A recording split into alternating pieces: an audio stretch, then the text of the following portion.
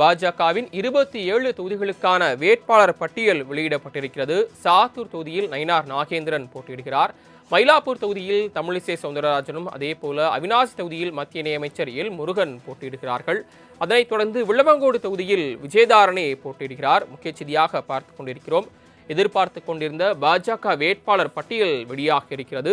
நயினார் நாகேந்திரன் பாஜகவின் மாநில தலைவர், தமிழ்நாடு பாஜக மாநில தலைவர் நயினார் நாகேந்திரன் சாத்தூர் தொகுதியில் போட்டியிடுகிறார். அதே போல தமிழிசை சவுந்தரராஜன், பாஜகவின் மூத்த தலைவராக இருக்கக்கூடிய தமிழிசை சவுந்தரராஜன் மயிலாப்பூர் தொகுதியில் போட்டியிடுகிறார். மத்திய இணையமைச்சர் எல் முருகன் அவினாசி தொகுதியில் போட்டியிடுகிறார். விளவங்கோடு தொகுதியில் விஜயதாரணி போட்டியிடுகிறார். முக்கிய செய்தியாக பார்த்துக் கொண்டிருக்கிறோம். அதிமுக கூட்டணியில் அங்கம் வகிக்கக்கூடிய பாஜகவின் வேட்பாளர் பட்டியல் வெளியாகி இருக்கிறது. பாஜக 27 தொகுதிகளில் போட்டியிடக்கூடிய நிலையில் தற்போது அந்த 27 தொகுதிகளில் யார் யார் போட்டியிடுகிறார்கள் என்பது விவரங்கள் வெளியாகி இருக்கிறது. அதனை தற்போது நாம் திரையில் பார்த்துக் கொண்டிருக்கிறோம். கூடுதல் விவரங்களை செய்தியாளர் ராஜேஷ் வழங்க கேட்கலாம். ராஜேஷ், யார் யார் எந்தெந்த தொகுதிகளில் போட்டியிடுகிறார்கள், அந்த 27 தொகுதிகளின் விவரங்கள் என்ன, அதையும் விரிவாக சொல்லுங்க.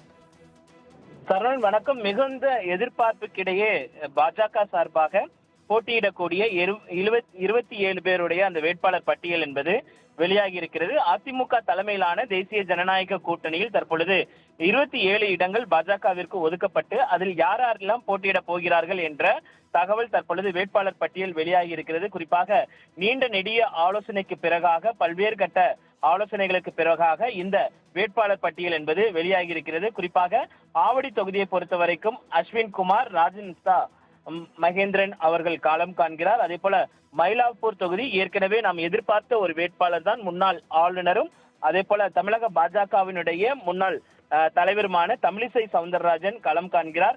அதே போல தளி தொகுதியை பொறுத்த வரைக்குமே அமர் பிரசாத் ரெட்டி களம் இறங்குவார் என்று எதிர்பார்க்கப்பட்ட நிலையில் நாகேஷ்குமார் அவர் அந்த மாவட்டத்தினுடைய தலைவராக இருக்கிறார், அவர் களம் காண்கிறார்.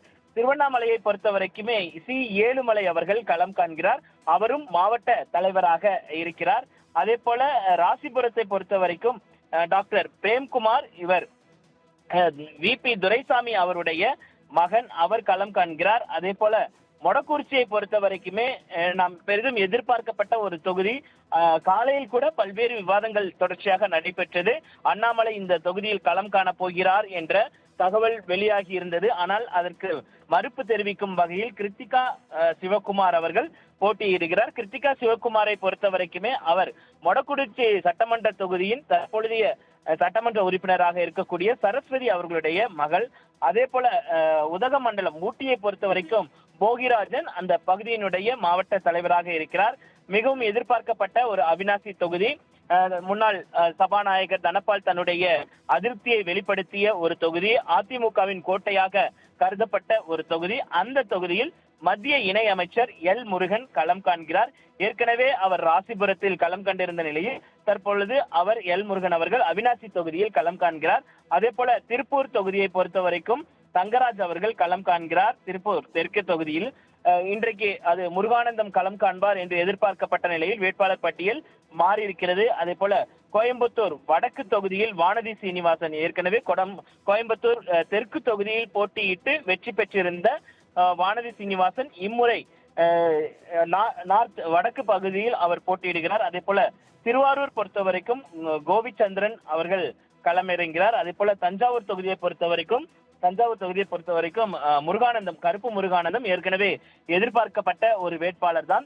தஞ்சாவூர் தங்களுக்கு வேண்டாம் என்று அவர்கள் பாஜக கூறியதாகவும் மீண்டும் அதிமுக களமிறங்கும் என்றுமெல்லாம் பேச்சுக்கள் அடிபட்ட நிலையில் வேட்பாளராக முருகானந்தம் அறிவிக்கப்பட்டிருக்கிறார். அதே போல புதுக்கோட்டை தொகுதியை பொறுத்த வரைக்கும் ராமச்சந்திரன் அவர்கள் களம் காண்கிறார். அதே போல கந்தர்வக்கோட்டை உதயகுமார் அவர்கள் களம் காண்கிறார். அதே போல அறந்தாங்கியை பொறுத்த வரைக்கும் கவிதா ஸ்ரீநாத் அவர்கள் களம் காண்கிறார். அவர் அந்த கட்சியினுடைய மாநில மகளிர் அணி தலைவியாக இருக்கிறார், அவர் களம் காண்கிறார். அதே போல திருப்பத்தூர் பொறுத்த வரைக்கும் களம் காண்கிறார். அதே போல திருப்பத்தூர் தொகுதி என்பது அது ஏற்கனவே சிவகங்கை மாவட்டத்தில் இருக்கக்கூடிய தொகுதி. அந்த தொகுதியில் திருமாறன் களம் காண்கிறார். மானாமதுரையை பொறுத்த வரைக்கும் பொன் பாலகணபதி மாநில பொதுச் செயலாளராக இருக்கிறார், அவர் களம் காண்கிறார். அதே போல சாத்தூர் தொகுதி மதுரை தெற்கு தொகுதியை பொறுத்த வரைக்கும் ராமசீனிவாசன் ஒவ்வொரு முறையுமே அவர் அந்த தொகுதியில் களம் காண்பது. பல ஆண்டுகளாக அந்த தொகுதியில் அவர் வேலை செய்து வருகிறார். அதனால் ராமசீனிவாசன், பேராசிரியர் ராமசீனிவாசன் களம் காண்கிறார். அதே போல சாத்தூர் தொகுதி திருநெல்வேலியில் கடந்த முறை போட்டியிட்டு வெற்றி பெற்று தற்பொழுது தமிழக பாஜகவினுடைய மாநில தலைவராக இருக்கக்கூடிய நயினார் நாகேந்திரன் அவர்கள் இந்த முறை சாத்தூர் தொகுதியில் களம் காண்கிறார். அதே போல ராமநாதபுரத்தை பொறுத்த வரைக்கும் நாகேந்திரன் அவர்கள் களம் காண்கிறார். அதே போல திருச்செந்தூர் தொகுதியை பொறுத்த வரைக்கும் ஏற்கனவே நாம் உத்தேசமாக சொல்லிய வேட்பாளர் தான் ராதாகிருஷ்ணன் அவர்கள் களம் காண்கிறார். அதே போல வாசுதேவ நல்லூர் அந்த மாவட்டத்தினுடைய தலைவராக இருக்கக்கூடிய ஆனந்த் ஐயாசாமி அவர்கள் களம் காண்கிறார். அதே போல ராதாபுரத்தை பொறுத்த வரைக்கும் பாலகிருஷ்ணன் அவர்கள் களம் காண்கிறார். நாகர்கோயில் எம்.ஆர். காந்தி அவர்களுக்கு மீண்டும் வாய்ப்பு வழங்கப்பட்டிருக்கிறது. மீனாதேவிக்கு வழங்கப்படும் என்று எதிர்பார்க்கப்பட்ட நிலையில் நாகர்கோயில் காந்தி அவர்களுக்கு வழங்கப்பட்டிருக்கிறது. மிகவும் அனைத்து தரப்பு பாஜகவினுடைய அனைத்து தரப்பினருடைய அன்பை பெற்றக்கூடிய, அனைத்து தலைவர்களையும் அன்பை பெறக்கூடிய ஒரு நபராக இருந்திருக்கிறார். அதனால் எம்.ஆர். காந்தி அவர்கள் நாகர்கோயில் களமிறங்கிறார். அதே போல கொளைச்சல் தொகுதியில் சிவகுமார் அவர்கள் களம் காண்கிறார்.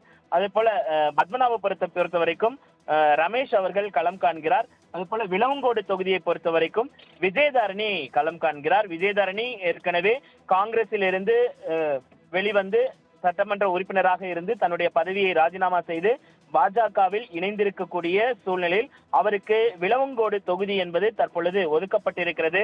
பெரிதும் இந்த கன்னியாகுமரியை பொறுத்த வரைக்கும் பொன் ராதாகிருஷ்ணன் போன்றவர்களுக்கெல்லாம் வாய்ப்பு வழங்கப்படும் என்று எதிர்பார்க்கப்பட்ட நிலையில் எம்.ஆர். காந்தி, விஜயதாரணி போன்றவர்களுக்கு வாய்ப்பு என்பது வழங்கப்பட்டிருக்கிறது.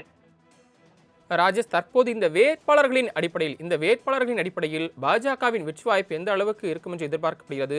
அதே நேரத்தில் எந்தெந்த தொகுதிகளில் சவால் இருக்கும் என்று சொல்லப்படுகிறது? குறிப்பாக பாஜகவிற்கு ஒதுக்கப்பட்டிருக்கக்கூடிய அத்தனை தொகுதிகளுமே அவர்களுக்கு சவால் நிறைந்த தொகுதிகளாகத்தான் இருக்கிறது. ஏனென்றால் பாஜக வலுவாக இருக்கக்கூடிய கோயம்புத்தூரில் ஒரு தொகுதி மட்டுமே ஒதுக்கப்பட்டிருக்கக்கூடிய சூழ்நிலையில் அவர்கள் போட்டியிடக்கூடிய அத்தனை தொகுதிகளும் நேரடியாக திமுகவை எதிர்க்கக்கூடிய தொகுதிகளில் நிச்சயமாக அவருக்கு ஒரு பலமான போட்டி என்பது இருக்கும். அதே போல காங்கிரஸ் ஒரு சில இடங்களில் அவர்கள் காங்கிரஸை எதிர்க்கக்கூடிய ஒரு சூழல் என்பது இருக்கிறது. குறிப்பாக குளச்சல் தொகுதியை பொறுத்த வரைக்குமே காங்கிரஸை அவர்கள் எதிர்க்க வேண்டிய ஒரு சூழல் இருக்கிறது. இப்படியாக ஒவ்வொரு தொகுதியும் நாகர்கோயிலை எடுத்துக்கொண்டால் எம்.ஆர். காந்தி மிகவும் பிரபலமான ஒரு வேட்பாளர். தற்பொழுது இருக்கக்கூடிய சிட்டிங் சட்டமன்ற உறுப்பினராக இருக்கிறார். அவரை எதிர்த்து திமுக களம் காண்கிறது. அதனால் அங்கு அவர்களுக்கு மிகப்பெரிய ஒரு பலமான ஒரு போட்டி என்பது இருக்கும். அதே போல வாசுதேவ நல்லூரை பொறுத்த வரைக்கும் ஆனந்த் ஐயாசாமி அவர் களமிறங்கிறார். இப்படியாக வேட்பாளர் பட்டியல் என்பது மிகவும் ஒரு பலமான ஒரு போட்டி என்பது இருக்கும். அதே போல விளவங்கோடு தொகுதியை பொறுத்த வரைக்குமே அது காங்கிரசின் கோட்டை என்று கருதப்படக்கூடிய சூழலில் விஜயதாரணி காங்கிரசின் முகமாக 3 முறை சட்டமன்ற உறுப்பினராக அங்கு பொறுப்பேற்றிருக்கிறார், அங்கு பணியாற்றியிருக்கிறார். அவர் காங்கிரசின் முகமாக பார்க்கப்பட்டவர். பிஜேபியின் முகமாக எப்படி மாறப்போகிறார் என்பதையெல்லாம் நாம் பொறுத்திருந்து பார்க்க வேண்டிய ஒரு சூழல் என்பது இருக்கிறது. அதே போல மிகுந்த எதிர்பார்ப்பு என்பது அண்ணாமலை போட்டியிடுவார். இந்த தேர்தலில் அண்ணாமலைக்கான வாய்ப்பு இருக்கும் என்று எதிர்பார்க்கப்பட்ட நிலையில் அவருக்கான வாய்ப்பு முற்றிலுமாக மறுக்கப்பட்டிருக்கிறது. பல சீனியர் லீடர்ஸ்க்கான அந்த வாய்ப்பு என்பது மறுக்கப்பட்டிருக்கிறது. முருகானந்தமா இருக்கட்டும், அவரு திருப்பூர் தெற்கு தொகுதியில் அவருக்கு தான் வாய்ப்பு இருக்கும் என்று எதிர்பார்க்கப்பட்டது. அமர் பிரசாத் ரெட்டி, கே.டி. ராகவன் போன்றவர்களுக்கெல்லாம் வாய்ப்புகள் வழங்கப்படும் என்று எதிர்பார்க்கப்பட்டது. அவர்களுக்கான வாய்ப்புகள் வழங்கப்படலை. புதுமுகங்கள் அதிக அளவில் இருக்கிறார்கள். குறிப்பாக கந்தர்வக்கோட்டை உதயகுமாரை எடுத்துக்கொண்டால் அவரும் ஒரு புதிய முகமாக இருக்கிறார். புதுக்கோட்டை ராமச்சந்திரன், அதே போல அறந்தாங்கி ஸ்ரீ திருமதி கவிதா ஸ்ரீகாந்த் பொறுத்த வரைக்குமே அவருமே ஒரு புதிய முகமாக இருக்கிறார். மாநில மகளிர் அணி செயலாளராக இருக்கிறார். அதே போல திருப்பத்தூர் பொறுத்த வரைக்குமே திருமாரஞ்சி கூட்டணி கட்சியாக இருக்கக்கூடிய திருமாரஞ்சி வழங்கப்பட்டிருக்கிறது. மானாமதுரை பொன் பாலகணபதியை பொறுத்த வரைக்குமே அவர் சிவகங்கை மாவட்டத்தை சேர்ந்தவராக இருந்தாலும் அவர் இருக்கக்கூடியது சென்னையாக இருக்கிறது. அதனால் அவருக்கான வாய்ப்பும் சற்று கடினமாகத்தான் இருக்கும். என்றால் மானாமதுரையை பொறுத்த வரைக்குமே திமுகவில் அவர்கள் தமிழரசி அவர்கள் நேரடியாக களம் காணக்கூடிய சூழ்நிலையில், அதே போல தென் பகுதிகளை குறிவைத்து வேட்பாளரை இருக்கக்கூடிய சசிகலாவினுடைய வேட்பாளர் திலகர் என்பவர் மிகவும் முக்கியமான ஒருத்தராக அங்கு பார்க்கப்படக்கூடிய சூழ்நிலையில் இப்படியாக கடுமையான போட்டிகள் இருக்கும் என்று எதிர்பார்க்கப்படுகிறது.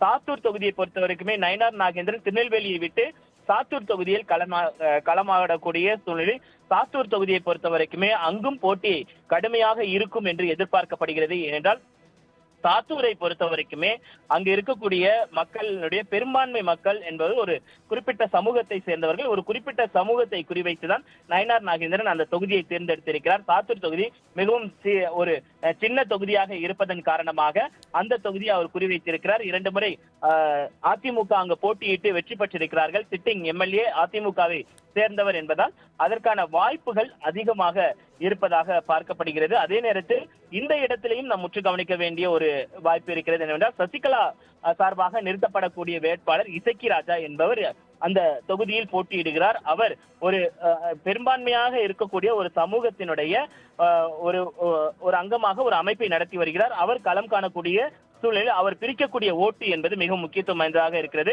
அந்த ஓட்டை பொறுத்த வரைக்குமே அது மிகப்பெரிய அளவில் அவர்களுக்கான ஒரு பாதிப்பை ஏற்படுத்தக்கூடிய ஒரு சூழல் என்பது இருக்கிறது. அதே போல கோயம்புத்தூரை பொறுத்த வரைக்குமே வானதி சீனிவாசன் அவர்கள் தொகுதி மாறி களம் காண்கிறார். கிட்டத்தட்ட அவருக்கு செந்தில் பாலாஜி கோவை தெற்கு பகுதிக்கு வந்ததை அடுத்து கோவை வடக்கு பகுதிக்கு வானதி சீனிவாசன் இடம் மாறி இருக்கிறார். அது ஒரு அதிருப்தி என்பது மக்களிடையே இருக்கக்கூடும். ஏனென்றால் தன்னுடைய தொகுதியில் நிற்காமல் செந்தில் பாலாஜி வந்தவுடனேயே அவர் தொகுதி மாதிரி நிற்பது என்பது எந்த அளவில் ஒருவரை எதிர்கொள்ள முடியாமல் அவர் சென்று விட்டதான விமர்சனங்கள் வானதி சீனிவாசன் மீது வைக்கப்படுகிறது. அதே போல வாசுதேவன் நல்லூரை பொறுத்த வரைக்குமே ஆனந்த் ஐயாசாமி தமிழக பாஜகவினுடைய மாநில தலைவர் தேர்வு பட்டியலில் இருக்கக்கூடிய ஒரு மிக முக்கியமான ஒரு நபராக பார்க்கப்பட்டார். நயினார் நாகேந்திரன் தேர்வு செய்வதற்கு முன்பாகவே இவருக்கான வாய்ப்பு இருப்பதாக அந்த அளவிற்கு ஒரு மாநில தலைவருக்கு வரக்கூடிய வாய்ப்பிற்கான செல்வாக்கு படைத்தவராக அவர் இருக்கக்கூடிய சூழ்நிலையில் வாசுதேவ நல்லூரை பொறுத்த வரைக்கும் கடுமையான போட்டி என்பது இருக்கும். அதே நேரத்தில் கடந்த முறை அதிமுகவினுடைய சிட்டிங் அமைச்சராக இருந்த ராஜலட்சுமி அங்கு போட்டியிட்டு வெற்றி பெற்றிருந்தார். அவருக்கு இந்த முறை வாய்ப்பு வழங்கப்படவில்லை. அவர் ஒரு அதிருப்தியில் இருப்பதாக தகவல் எல்லாம் வெளியாகி இருக்கிறது. இப்படியாக ஒவ்வொருவருக்குமே நாகர்கோயிலை எடுத்துக்கொண்டால் காந்திக்கும் மகேஷ் அவர்களுக்குமான அந்த போட்டி என்பது கடுமையாக இருக்கும் என்று எதிர்பார்க்கப்படுகிறது. இப்படியாக ஒவ்வொரு தொகுதிக்குமே ராமநாதபுரத்தை பொறுத்த வரைக்குமே ராமநாதபுர தொகுதியை அதிமுக பாஜகவிற்கு ஒதுக்கியது கடுமையான ஒரு அதிருப்தி அவர்களுக்கு ஏற்படுத்தி இருந்தது அங்க இருக்கக்கூடிய அதிமுகவினருக்கு. அந்த வகையில் அங்கு போட்டியிடக்கூடிய ராமநாதபுரத்தில் போட்டியிடக்கூடிய நாகேந்திரன் அவர்களுக்கு எந்த அளவிற்கு வாய்ப்புகள் இருக்கும் என்பதெல்லாம் நாம் பொறுத்திருந்து பார்க்க வேண்டிய ஒரு தேவை என்பது இருக்கிறது. ராஜேஷ், அண்ணாமலை தமிழக பாஜகவின் முக்கிய முகமாக இருக்கக்கூடியவர். அவருக்கு கோவை வடக்கில் வாய்ப்பு வழங்கப்படலாம் என்று நாம் காலையில் பேசியிருந்தோம். தற்போது அவருக்கு வாய்ப்பு வழங்கப்படவில்லை. வானதி சீனிவாசன் போட்டியிடுகிறார். தற்போது அண்ணாமலை அங்கீகரிக்கும் வகையில் வேறு ஏதேனும் மத்திய நியமிச்சர் பதவி வழங்கப்பட வாய்ப்பு இருக்கிறதா? ஏனென்றால் வானதி சீனிவாசனுக்கு வழங்கப்படலாம் என்று சொல்லப்பட்டது. தற்போது அண்ணாமலை அங்கீகரிக்கும் வகையில் வேறு ஏதேனும் பதவி வழங்க வாய்ப்பு இருக்கிறதா? அண்ணாமலையை பொறுத்த வரைக்குமே அவருக்கு தேசிய அளவிலான பொறுப்புகள் வழங்குவதற்கான வாய்ப்புகள் அதிகம் இருப்பதாகத்தான் ஏற்கனவே தகவல் வெளியாகி இருந்தது. இப்போ அவருக்கான ஒரு வாய்ப்பு என்பது இருக்கிறது. ஏனென்றால் மத்திய இணையமைச்சராக இருக்கக்கூடிய எல் முருகன் அவர்கள் அவினாசி தொகுதியில் சட்டமன்ற தேர்தலில் களம் காணக்கூடிய சூழலில் மத்திய இணையமைச்சருக்கான ஒரு வாய்ப்பு அண்ணாமலைக்கு நிச்சயமாக இருக்கும் என்று எதிர்பார்க்கப்படுகிறது. பல்வேறு கட்ட ஆலோசனைகள் எல்லாம் நடத்தப்பட்டது. குறிப்பாக அண்ணாமலையை பொறுத்த வரைக்குமே அவர் தொடர்ச்சியாக அதிருப்தியில் இருக்கிறார் என்ற தகவல் வெளியாகி இருந்தது. ஏனென்றால் சட்டமன்ற தேர்தலில் போட்டியிடுவதற்கு ஏதுவாக கவுண்டம்பாளையம் அதே போல சிங்காநல்லூர் 2 தொகுதிகளிலும் அவருடைய பணி என்பது செய்யப்பட்டது. பல்வேறு அவர் தன்னுடைய ஆதரவாளர்களுடன் பல்வேறு ஆலோசனைகளை மேற்கொண்டிருந்ததையும் நம்மால் பார்க்க முடிந்தது. அப்படி பார்க்கும் பொழுது ஒட்டுமொத்தமாக அண்ணாமலைக்கான அந்த அதிருப்தி என்பது தொடர்ச்சியாக இருக்கக்கூடிய சூழ்நிலை அவரை ஒரு காம்ப்ரமைஸ் சமாதானம் செய்வதற்கான முயற்சிகளை அகில இந்திய தலைமை எடுக்கும் என்று பார்க்கப்படுகிறது. அப்படி அவர்கள் எடுக்கும் பட்சத்தில் அது மிக முக்கியமான ஒரு பொறுப்பாகத்தான் இருக்கும். ஏனென்றால் கடந்த 2024 நாடாளுமன்ற தேர்தலின் போது அண்ணாமலையினுடைய செயல்பாடுகள் அகில இந்திய தலைமையால் பாராட்டப்பட்டது. குறிப்பாக கிட்டத்தட்ட அந்த கட்சியினுடைய வாக்கு சதவீதம் என்பது அதிகரிப்பதற்கு அண்ணாமலையினுடைய முயற்சி என்பது அதிகமாக இருந்ததாக பார்க்கப்படுகிறது. அதே போல தற்பொழுது நடைபெறக்கூடிய இந்த தேர்தலை பொறுத்த வரைக்கும் கரூர் தொகுதியை அவர்கள் குறிவைத்து பார்க்கக்கூடிய சூழ்நிலையில் கரூரில் இருக்கக்கூடிய அத்தனை தொகுதிகளையும் வெற்றி பெற வேண்டும். அதற்கு அண்ணாமலையினுடைய உழைப்பு வேண்டும். அதே போல கோயம்புத்தூரிலும் அதே மாதிரியான சில வாய்ப்புகள் இருப்பதன் காரணமாக அண்ணாமலையினுடைய பணிகள் என்பது அவருக்கு கொடுக்கக்கூடிய அந்த பொறுப்பு என்பது அதிகமாக இருக்கும் என்று எதிர்பார்க்கப்படுகிறது. ஒருவேளை இந்த தேர்தலுக்கு பிறகாக அவருக்கான அந்த பொறுப்பு வழங்கலாம். ஏனென்றால் தேர்தலில் பணியாற்றக்கூடிய ஒரு சூழல் இருக்கும் பொழுது மத்திய இணையமைச்சர் பொறுப்பையோ அல்லது மத்திய அமைச்சர் பொறுப்பையோ கொடுத்தால் அதற்கான வாய்ப்புகள் குறைவாகத்தான் இருக்கும். என்றால் அவர் தேர்தல் பணி செய்ய முடியாத ஒரு சூழல் இருக்கும். அதனால் மே 4க்கு பிறகாக அவருக்கான அங்கீகாரம் கிடைக்கும் என்றுதான் கட்சி வட்டாரங்களில் தகவலாக இருக்கிறது. சரவணன். ராஜேஷ், அதே நேரத்தில் புதிய நீதி கட்சியின் நிறுவனர் ஏசி சண்முகம் அவர்களுக்கு அந்த கூட்டணியில் அங்கமைக்கக்கூடியவருக்கு ஒரு சீட் பாஜக தரப்பிலிருந்து வழங்கப்படும் என்று தகவல் சொல்லப்பட்டது. தற்போது வழங்கப்பட்டிருக்கிறதா? இல்ல, அவருக்கான அந்த தொகுதி என்பது ஒரு தொகுதி மட்டுமே ஒதுக்கப்பட்டிருக்கிறது. அந்த அதிமுக சார்பாக ஒதுக்கிய தகுதியில் அவர் சுந்தர்சி இயக்குனர், நடிகரும் இயக்குனருமான சுந்தர்சி அவர்கள் களம் காண்கிறார். ஆனால் பாஜக தரப்பிலிருந்து ஒதுக்கப்படும் என்ற தகவல் வெளியான நிலையில் அவருக்கான வாய்ப்பு வழங்கப்படவில்லை என்றுதான் தெரிகிறது. ஏசி சண்முகத்தை பொறுத்த வரைக்குமே அவருக்கான இந்த 2 தொகுதிகள் ஒதுக்கப்படும் என்று அவர் தன்னுடைய செய்தியாளர் சந்திப்பில் தெரிவித்திருந்தார். ஆனால் தற்பொழுது வரை அதற்கான அறிவிப்புகள் எதுவுமே இல்லை. ஏனென்றால் ஒட்டுமொத்தமாக இந்த வேட்பாளர் பட்டியலில் இருப்பவர்கள் பாஜகவினுடைய பொறுப்பில் இருக்கக்கூடியவர்கள், பாஜகவிற்காக பணியாற்றக்கூடியவர்கள். ஒரே ஒரு தொகுதி மட்டும், அந்த திருப்பத்தூர் தொகுதி மட்டும் கேசி திருமாறனுக்கு ஒதுக்கப்பட்டிருப்பது என்பது கூட்டணிக்கு ஒதுக்கப்பட்டிருக்கிறது. மற்றபடி சிவி சண்முகத்திற்கான அந்த தொகுதி ஒதுக்கப்படவில்லை ஏசி சண்முகத்திற்கான அந்த தொகுதி ஒதுக்கப்படவில்லை என்பதால் இந்த பட்டியலை பார்க்கும் பொழுது தெரிய வருகிறது. அதே நேரத்தில் கடந்த முறை 20 தொகுதிகளில் பாஜக போட்டியிட்டு 4 தொகுதிகளில் வெற்றி பெற்றது. அதில் 3 பேருக்கு வாய்ப்பு வழங்கப்பட்டிருப்பதாக தெரிகிறது. ஒருவருக்கு வாய்ப்பு வழங்கப்படவில்லை. என்ன காரணம்? அதே நேரத்தில் கடந்த முறை அந்த 20 தொகுதிகளில் போட்டியிட்டவர்களில் எத்தனை பேர் போட்டியிடவில்லை? அது குறித்த விவரங்கள். சரவணன், கடந்த முறையை ஒப்பிடும் பொழுது இந்த முறை பொறுத்த வரைக்குமே பலருக்கு வாய்ப்புகள் என்பது வழங்கப்பட்டிருக்கிறது. குறிப்பாக கடந்த முறை 4 சட்டமன்ற உறுப்பினர்கள் இருந்தார்கள். குறிப்பாக நயினார் நாகேந்திரன், வானதி சீனிவாசன், எம்.ஆர். காந்தி, மொடக்குறிச்சி சரஸ்வதி ஆகியோர் சட்டப்பேரவைக்குள் நுழைந்தார்கள். 4 சட்டமன்ற உறுப்பினர்கள் அவர்களுக்கு இருந்தார்கள். குறிப்பாக இந்த முறை சரஸ்வதிக்கு வழங்காமல் அவருடைய மகள் கிருத்திகாவிற்கு வழங்கப்பட்டிருக்கிறது. ஏனென்றால் ஏற்கனவே அவர் தெரிவித்திருந்தார், எனக்கு கிட்டத்தட்ட 70 வயதிற்கு மேலாகிறது, என்னால் தொகுதி முழுவதும் சுற்றி வர இயலாது, அதனால் தன்னுடைய மகளுக்கு அந்த வாய்ப்பை அவர் பெற்றுக் கொடுத்திருக்கிறார். கடந்த ஒரு முறையை ஒப்பிடும் போது இந்த முறையை பொறுத்த வரைக்குமே 4 பேருக்கு அந்த வாய்ப்பு என்பது வழங்கப்பட்டிருப்பதாகத்தான் பார்க்கப்படுகிறது. அதே போல கடந்த முறை ஒப்பிடும் பொழுது தொகுதிகள் பல மாற்றம் செய்யப்பட்டிருக்கிறது. பாஜக போட்டியிட்ட தொகுதிகளில் எல்லாம் அவர்கள் ஏற்கனவே போட்டியிட்ட தொகுதிகள் எல்லாம் அவர்கள் போட்டியிடவில்லை. ஏனென்றால் கேட்டு பெறவில்லை என்ற ஒரு குற்றச்சாட்டு என்பது இருக்கிறது. புதிய தொகுதிகளில் அவர்கள் களம் காண்கிறார்கள். குறிப்பாக புதுக்கோட்டையை எடுத்துக்கிட்டால் 3 சட்டமன்ற தொகுதிகளுக்கு, அந்தர்கோட்டை, புதுக்கோட்டை, அறந்தாங்கி, 3மே புதுக்கோட்டையில் வரக்கூடிய சூழலில் புதிய வேட்பாளர்கள் தான் அவர்களுக்கு போடப்பட்டிருக்கிறது. அதே போல மானாமதுரை, மதுரை தெற்கு பொறுத்த வரைக்குமே கடந்த முறை பேராசிரியர் சீனிவாசனுக்கு வாய்ப்பு என்பது வழங்கப்பட்டிருந்தது. அவருக்கு மீண்டும் வாய்ப்பு என்பது வழங்கப்பட்டிருக்கிறது. அதே போல வாசுதேவ நல்லூர் ஆனந்தன் ஐயாசாமி புதிய வேட்பாளராக இருக்கிறார். ஒட்டுமொத்தமாக இந்த முறை பொறுத்த வரைக்குமே ஏற்கனவே வழங்கப்பட்டவர்களுக்கான வாய்ப்பு தான் வழங்கப்பட்டிருக்கிறது.